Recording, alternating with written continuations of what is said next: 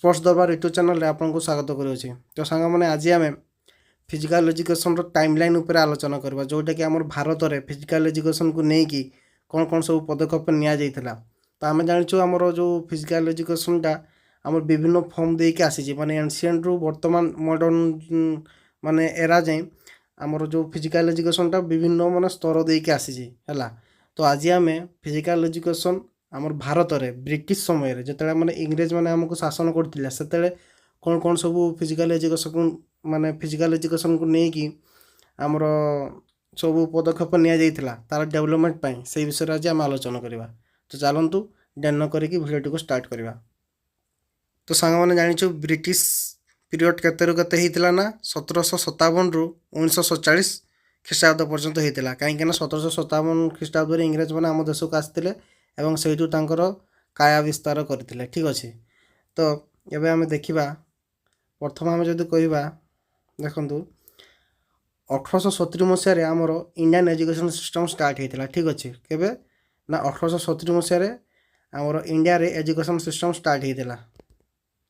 Then 1882 मसीह कौन होता ना आमर जो कौन लिखी for the first time Indian education system recommended physical training was promoted माने कौन आमर इंडियन एजुकेशन जो आमर के 1870 स्थापित होता से आमर फिजिकल ट्रेनिंग को प्रमोट करने रेकमेंड करा केबे ना 1882 मसीह यहाँ मन रखिए प्रथम थर पर केबे इंडियन एजुकेशन सिस्टम रे आमर फिजिकल ट्रेनिंग को प्रमोट करा माने प्रमोट करने रेकमेंड करा हूँ केबे 1882 मसीह। Then 1909 school health service start होता है। यहाँ भी मन रखिए स्कूल हेल्थ सर्विस केबे स्टार्ट होता 1909 ता सहित से 1909 ही फास्ट स्काउट ट्रुप स्थापित करा आमर इंडिया रे। ठीक अच्छे। देन 1914 मसीह कौन होता ना वैद्य ब्रदर्स फाउंडेड सार हनुमान व्यायाम प्रसारक मंडल HVPM अमरावती। ठीक अच्छे।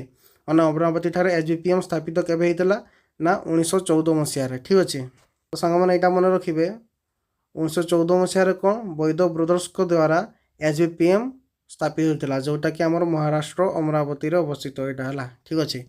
देन 1916 मसीह कौन होता स्काउट एसोसिएशन फॉर्म होता क्या द्वारा एनी बेसंत द्वारा यहाँ मन रखिए 1916 मसीह स्काउट एसोसिएशन फॉर्म होता क्या द्वारा एनी बेसंत द्वारा है। देन 1920 मसीह कौन होता ना YMCA जोटा कि आमर यंग मैन क्रिश्चियन एसोसिएशन है।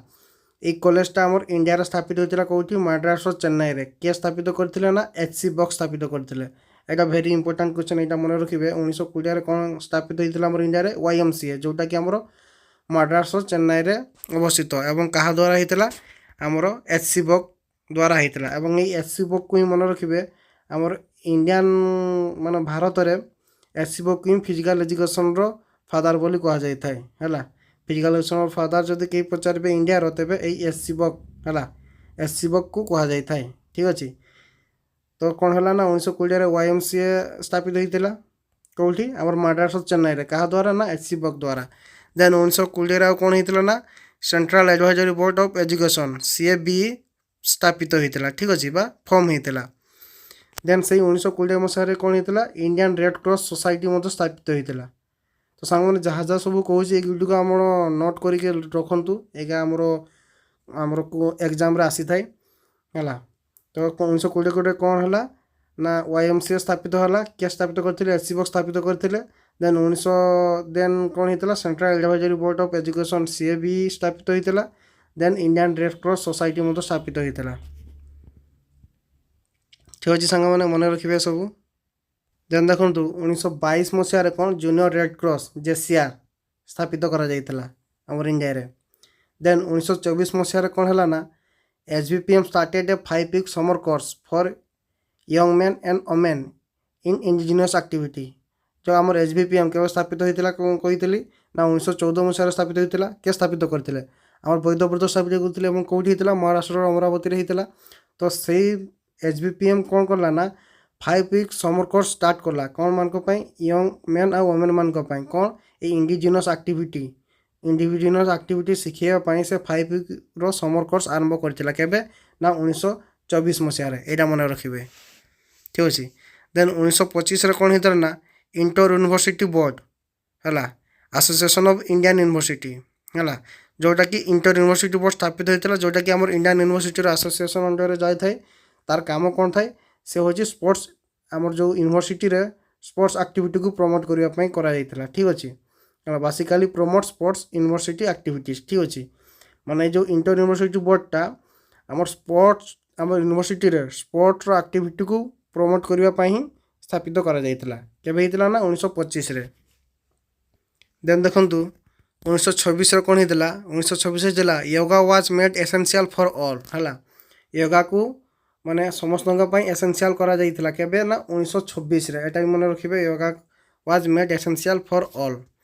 ଦେନ୍ 1927ରେ କ'ଣ ହେଇଥିଲା ନା 1927ରେ ହେଇଥିଲା ଇଣ୍ଡିଆନ୍ ଅଲିମ୍ପିକ୍ ଆସୋସିଏସନ୍, ଯେଉଁଟାକି IOA was form by sir Dorabji Jamshedji Tata ହେଲା। ଆମର ଯେଉଁ ଇଣ୍ଡିଆନ୍ ଅଲିମ୍ପିକ୍ ଆସୋସିଏସନ୍ଟା କେବେ ସ୍ଥାପିତ ହୋଇଥିଲା? 1927ରେ। ଏବଂ କିଏ ସ୍ଥାପିତ କରିଥିଲେ? ସାର୍ ଦୋରାବଜୀ ଜାମଶେଦଜୀ ଟାଟା। ଏଇଟା ମନେ ରଖିବେ, 1927ରେ ଆମର ହେଉଛି IOA ଇଣ୍ଡିଆନ୍ ଅଲିମ୍ପିକ୍ ଆସୋସିଏସନ୍ ସ୍ଥାପିତ ହୋଇଥିଲା। ଏବଂ କିଏ ସ୍ଥାପିତ କରିଥିଲେ? ସାର୍ ଦୋରାବଜୀ ଜାମଶେଦଜୀ ଟାଟା କରିଥିଲେ। ଠିକ୍ ଅଛି, ଏଇ 1927 ମସିହାରେ ଆମର ଇଣ୍ଡିଆନ୍ ଅଲିମ୍ପିକ୍ ଆସୋସିଏସନ୍ ସ୍ଥାପିତ ହେଲା ପରେ ଯାଇକି 1928ରେ ଆମର ଟିମ୍କୁ, ମାନେ ଇଣ୍ଡିଆ ଟିମ୍କୁ ଅଲିମ୍ପିକ୍କୁ ଅଫିସିଆଲି ପଠାଯାଇଥିଲା। ଠିକ୍ ଅଛି, ତ IOA 1927 ମସିହାରେ ସ୍ଥାପିତ ହୋଇଥିଲା। ଏବଂ ସେ IOAର ପ୍ରଥମ ପ୍ରେସିଡେଣ୍ଟ କିଏ ଥିଲେ? ନା ସେ ସାର୍ ଦୋରାବଜୀ ଜାମଶେଦଜୀ ଟାଟା ଥିଲେ। ଠିକ୍ ଅଛି, ଏ ସ୍ଥାପିତ କରିଥିଲେ। ଏବଂ ପ୍ରଥମ ପ୍ରେସିଡେଣ୍ଟ ମଧ୍ୟ କ'ଣ କିଏ ଥିଲେ? ସାର୍ ଦୋରାବଜୀ ଜାମଶେଦଜୀ ଟାଟା। ଏବଂ ସେକ୍ରେଟାରୀ କିଏ ଥିଲେ? ଏଜି ନହେରେମ୍। ଠିକ୍ ଅଛି, ଏଜି ନହେରେମ୍, ଯିଏକି 1927ରୁ 1938 ମସିହା ପର୍ଯ୍ୟନ୍ତ ସେକ୍ରେଟାରୀ ହେଇକି ରହିଥିଲେ। କିଶୋର ନା ଇଣ୍ଡିଆନ୍ ଅଲିମ୍ପିକ୍ ଆସୋସିଏସନ୍ର। ଏବଂ ଏଇ ଇଣ୍ଡିଆନ୍ ଅଲିମ୍ପିକ୍ ଆସୋସିଏସନ୍ କ'ଣ କରୁଥିଲା ନା this body responsible for representing. ଏବଂ ଏହି IOAର କାମ କ'ଣ ଥିଲା ନା the body responsible for representing Indian athletes for international ଲେବୁଲ୍ ହେଲା, ଇଣ୍ଟରନ୍ୟାସନାଲ୍ ଲେବୁଲ୍ରେ ଆମର ଇଣ୍ଡିଆନ୍ ଆଥଲେଟ୍କୁ ରିପ୍ରେଜେଣ୍ଟ କରିବା ପାଇଁ ହେଲା କ'ଣ ଇଣ୍ଡିଆନ୍ ଅଲିମ୍ପିକ୍ ଆସୋସିଏସନ୍ର ସ୍ଥାପନା କରାଯାଇଥିଲା। ତ ମନେ ରଖିବେ, 1927 ମସିହାରେ ଇଣ୍ଡିଆନ୍ ଅଲିମ୍ପିକ୍ ଆସୋସିଏସନ୍ ସ୍ଥାପିତ ହୋଇଥିଲା। କିଏ ସ୍ଥାପିତ କରିଥିଲେ? ସାର୍ ଦୋରାବଜୀ ଜାମଶେଦଜୀ ଟାଟା ସ୍ଥାପିତ କରିଥିଲେ। ଏବଂ ଏଇ IOAର ପ୍ରଥମ ପ୍ରେସିଡେଣ୍ଟ କିଏ ଥିଲେ? ସାର୍ ଦୋରାବଜୀ ଜାମଶେଦଜୀ ଟାଟା ଥିଲେ।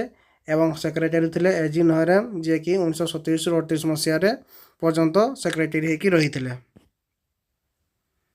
ଦେନ୍ 1931 ମସିହା ଯଦି କଥା କହିବା ଆମେ, ତ 1931 ମସିହାରେ କ'ଣ ହେଇଥିଲା ନା government college of physical education, ମାନେ government college of physical education ପ୍ରଥମ ଥର ପାଇଁ କେବେ ହେଇଥିଲା ନା ଆମର 1931 ମସିହାରେ। କେଉଁଠି ହେଇଥିଲା? ହାଇଦ୍ରାବାଦରେ ହେଇଥିଲା। ଠିକ୍ ଅଛି, government college of physical education, ଏଇଟା ମନେ ରଖିବେ।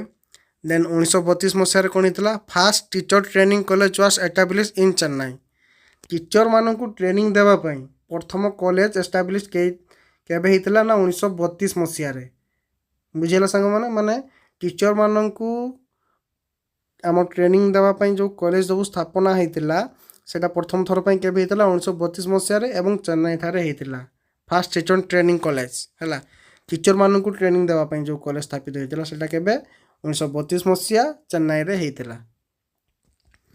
ଦେନ୍ 1936 ମସିହାରେ କ'ଣ ହେଇଥିଲା? 1936 ମସିହାରେ ଆମର ଯେଉଁ HVPM team gave demonstration at Olympic games. ଏ ଯେ ଆମର HVPMର ଟିମ୍ କ'ଣ କହିଥିଲେ ନା ଅଲିମ୍ପିକ୍ରେ ଯାଇକି 1936 ମସିହାରେ ଯେଉଁ ବର୍ଲିନ୍ ଅଲିମ୍ପିକ୍ ହେଇଥିଲା, ସେଥିରେ ଯାଇକି ଆମର ଯେଉଁ ଇଣ୍ଡିଜିନିୟସ୍ ଗେମ୍ ଥିଲା ସେତେବେଳେ, ଆମର ଯେଉଁଟାକି ଖୋଖୋ, କବାଡ଼ି ହେଲା, ବାସ୍କେଟବଲ୍, ଏଇସବୁ ଯାଇକି କେଉଁଠି ଆମର ଅଲିମ୍ପିକ୍ରେ ଆମର ଡେମନଷ୍ଟ୍ରେସନ୍ ଦେଇଥିଲେ। କିଏ? HVPM team. ଠିକ୍ ଅଛି, ଏଇଟା ମନେ ରଖିବେ। ଦେନ୍ ଦେଖନ୍ତୁ 1938 ମସିହାରେ କ'ଣ ହେଇଥିଲା? Training institute of physical education ହେଲା, ଫିଜିକାଲ୍ ଏଜୁକେସନ୍ର ଟ୍ରେନିଂ ଇନଷ୍ଟିଚ୍ୟୁଟ୍ କେବେ ନା 1938 ମସିହାରେ କାଣ୍ଡିବଲି ମୁମ୍ବାଇରେ ସ୍ଥାପିତ କରାଯାଇଥିଲା ପ୍ରଥମ ଥର ପାଇଁ। Training institute of physical education ହେଲା, କାଣ୍ଡିବଲିରେ ମୁମ୍ବାଇରେ ପ୍ରଥମ ଥର ପାଇଁ ସ୍ଥାପିତ କରାଯାଇଥିଲା। ଦେନ୍ 1945 ମସିହାରେ କ'ଣ ହେଇଥିଲା ନା 1945 ମସିହାରେ all India service sports control board ସ୍ଥାପିତ କରାଯାଇଥିଲା ହେଲା, ଏଇଟା ମନେ ରଖିବେ। 1945 ମସିହାରେ କ'ଣ ହେଇଥିଲା ନା all India service sports control ବୋର୍ଡ଼ର ସ୍ଥାପନା କରାଯାଇଥିଲା। ଦେନ୍ 1946ରେ କ'ଣ ହେଇଥିଲା national association of physical education and recreation was founded. এটা মনে রাখবে national association of physical education and recreation was founded କେବେ ହେଇଥିଲା 1946 ମସିହାରେ ହେଇଥିଲା। ଠିକ୍ ଅଛି। ତ ସାଙ୍ଗମାନେ ଏହା ଥିଲା ବ୍ରିଟିଶ ପିରିୟଡ଼ରେ ଆମର ଯେତିକି ସବୁ ଭାରତରେ ଫିଜିକାଲ୍ ଏଜୁକେସନ୍କୁ ନେଇକି ଯାହା ସବୁ କାମ ହେଇଥିଲା ସେ ବିଷୟରେ ଆମେ ଆଲୋଚନା କଲୁ ହେଲା। ଆଶା କରିକି ଆପଣ ବୁଝିପାରିଥିବେ ଏବଂ ଯେତିକି ବି ମୁଁ କହିଲି ଏଗୁଡ଼ିକ ଆପଣ ଖାତାରେ ନୋଟ୍ କରିକି ଲେଖିବେ। ଏଇଟା ଆପଣଙ୍କର ଯେଉଁ ଯେତେ ସବୁ ଏକ୍ଜାମ୍ ରହୁଛି ଆମର ଷ୍ଟେଟ୍ ହଉ CBT ହଉ ସବୁ ଏକ୍ଜାମ୍ରେ ଆସିଥାଏ ଏଇ କ୍ୱେଶ୍ଚନ୍ ଗା। ଠିକ୍ ଅଛି। ତ ଏଇ ପାର୍ଟଟାରେ ଆମେ ବ୍ରିଟିଶ ପିରିୟଡ଼ରେ ଆଲୋଚନା କଲେ। ଆଉ ଗୋଟେ ପାର୍ଟ ମୁଁ ନେଇ ଆସିବି ଆଫ୍ଟର ଇଣ୍ଡିପେଣ୍ଡେନ୍ସ, ମାନେ ଆମ ଦେଶ ସ୍ୱାଧୀନ ହେଲା ପରେ ଫିଜିକାଲ୍ ଏଜୁକେସନ୍ ଦିଗରେ କେବେ କ'ଣ ସବୁ ସ୍ଥାପନା କରାଯାଇଥିଲା ଏବଂ କ'ଣ ସବୁ ଡେଭଲପ୍ କରାଯାଇଥିଲା ଫିଜିକାଲ୍ ଏଜୁକେସନ୍ କ୍ଷେତ୍ରରେ, ସେ ବିଷୟରେ ଆମେ ଆଲୋଚନା କରିବା। ଆଶା କରିକି ଏହି ଭିଡ଼ିଓଟି ଆପଣଙ୍କୁ ଭଲ ଲାଗିଥିବ ହେଲା। ଯଦି ଭଲ ଲାଗିଥାଏ ତେବେ ଏହି ଚ୍ୟାନେଲ୍ଟିକୁ ଲାଇକ୍, ସେୟାର ଏବଂ ସବସ୍କ୍ରାଇବ୍ କରିବା ପାଇଁ ଭୁଲିବେ ନାହିଁ। ପୁଣି ଦେଖା ହେବ ପରବର୍ତ୍ତୀ ଭିଡ଼ିଓରେ। ରହୁଛି। ଜୟ ଜଗନ୍ନାଥ, ଜୟ ଫିଜିକାଲ୍ ଏଜୁକେସନ୍।